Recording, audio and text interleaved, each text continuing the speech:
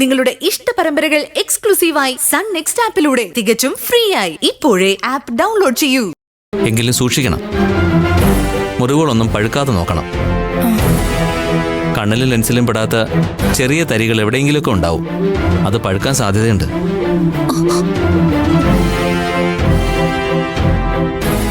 Patient നന്നായിട്ട് പേടിച്ചിട്ടുണ്ട്. വേറെ കുഴപ്പമൊന്നുമില്ല.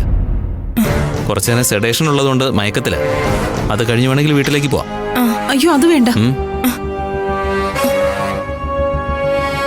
അതല്ല ഡോക്ടറെ, വീട്ടിൽ ചെന്ന അടങ്ങിയിരിക്കില്ല. മുറിവ് പഴുക്കാൻ സാധ്യതയുണ്ടെന്നല്ലേ ഡോക്ടർ പറഞ്ഞത്? നല്ലവണ്ണം മുറിവ് ഉണങ്ങിയിട്ട് വീട്ടിൽ കൊണ്ടുപോയാൽ മതി. അതല്ലേ നല്ലത്. പുറത്ത് മുറിവുള്ളതുകൊണ്ട് മലർന്നു കിടക്കാനും പറ്റില്ല. സ്റ്റിച്ച് എടുക്കുന്നത് വരെ ഇവിടെ റെസ്റ്റ് എടുക്കട്ടെ. അതല്ലേ നല്ലത്.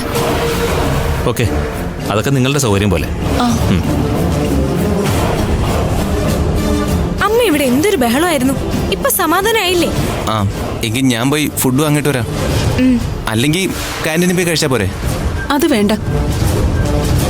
അവിടെ പോയി വിശാലമായി കഴിക്കാനുള്ള അവസ്ഥയിലാണോ? പവിയേട്ടനെ കണ്ടൊന്ന് സംസാരിക്കുന്നത് വരെ ഒരു സമാധാനവും ഇല്ല. ശ്രേയ വരുന്നോ? വേണ്ട, അവളിവിടെ നിൽക്കട്ടെ.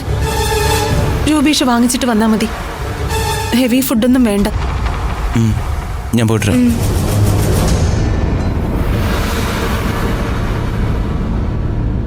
അച്ഛന് വീട്ടിൽ കൊണ്ടുപോയിക്കോളാൻ ഡോക്ടർ പറഞ്ഞതല്ലേ. അമ്മ എന്തിനാ വേണ്ടാന്ന് പറഞ്ഞത്? എടീ, ഞാൻ പോലീസിനെ വിവരം അറിയിച്ചിട്ടുണ്ട്. അവര് വരുമ്പോ ഡിസ്ചാർജ് ആയിന്ന് അറിഞ്ഞാ അത്രയ്ക്ക് ഇത്രയേ ഉള്ളൂ എന്ന് അവര് കരുതും. ആ നിഖിലിനെ, അവനെ പോലീസിനെ കൊണ്ട് പിടിപ്പിക്കണം.